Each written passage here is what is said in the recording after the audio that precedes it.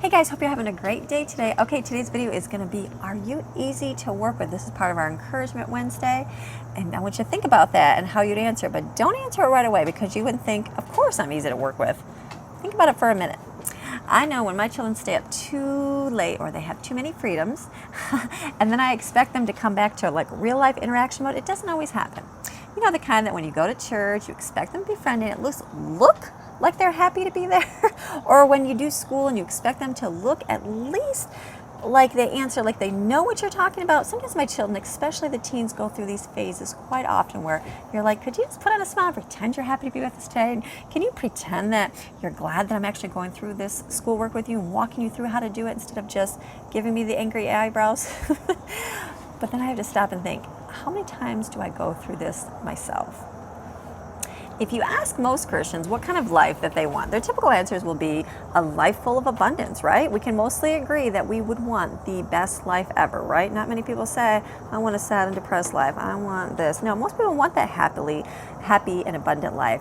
But what type of person do we give God to? What type of person do we give God to work with?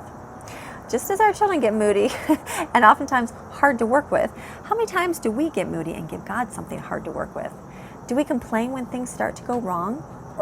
Or do we immediately go to prayer with issues in our own life? When we go to the doctor and he gives us something to think about or something that's not really a big concern, but just a little concern, do we immediately think the worst, or do we immediately go to God with that? When we struggle with things in our own lives, do we just blame others and blame our lot in life, or where we're at, or what we're in, or because of our parents, or because of our situation, or do we turn to God to get our answers in what we need out of life? The only way you're going to see changes in your life is by giving God something to work with. It all begins with a hunger to want more out of life. So it's very easy when things go wrong to talk with your friends and spread some prayer requests. I need some prayer requests because I need to work on these things. I need some prayer requests for these things. Those are all good things. It's great to ask for prayer to get that support. But what we need to do is stop finding fault with all the things that go wrong in our life and start bringing faith to the situation. Isn't that what our walk with God is about? It's about faith and living a life of faith. We need to stop being critical and judgmental and start bringing love to the situation. Start expecting things to happen for the good of your life.